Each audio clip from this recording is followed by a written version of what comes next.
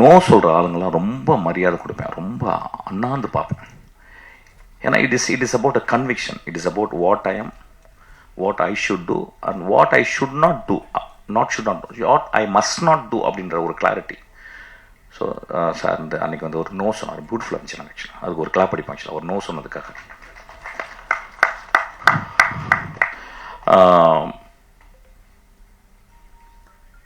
ஊர்வசியமாக வந்து ஒரு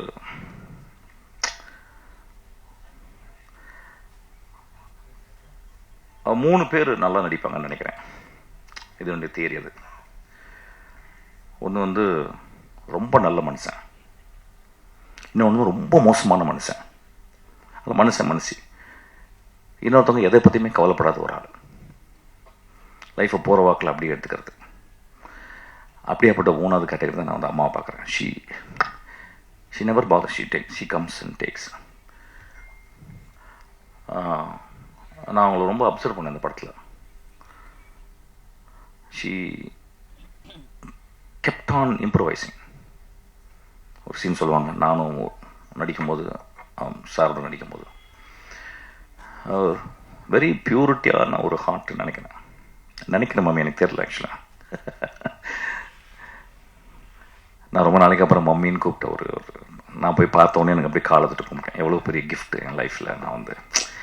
நான் வந்து சாவித்திரி அம்மா காலில் தான் விழணும்னு நினச்சேன், விழ முடியல. அதுக்கப்புறம் அம்மா காலில் விழுந்தேன். ஆக்சுவலாக it's such a sweetheart. Actually ரொம்ப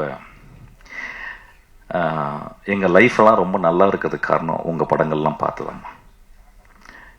those movies gave us meaning. அதாவது அந்த கமல் சாருடைய அந்த என்ன படம் அது மறந்து மைக்கேல் மறந்த காமராஜனில் அந்த ஒரு ஐ திங்க் ஒரு 2.5 நிமிஷம் 2 to 3 நிமிஷம் வரும்னு நினைக்கிறேன்.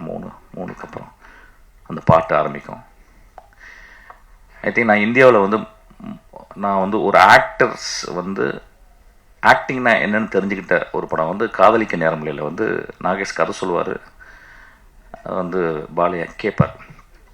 அது ஏன் கிரேட் ஆக்டிங்னா கிரேட் ஆக்டிங் நடந்திருக்கு. பட் ஆனால் ஒய் எக்ஸ்ட்ராடினரி ஆக்டிங் அப்படின்னா, ஒருத்தவங்க நடிக்கும் போது ஆப்போசிட்டில் இருக்கவங்க எப்படி ரியாக்ட் பண்ணுறாங்க. The greatest acting is actually conflict கதையில் இருக்கும், அந்த ஆர்டிஸ்டே ஜெனரேட் பண்ணிப்பாங்க அந்த கான்ஃப்ளிக்ட். அதுதான் ரியல் ஆக்டிங். தே ப்ரிப்பேர்.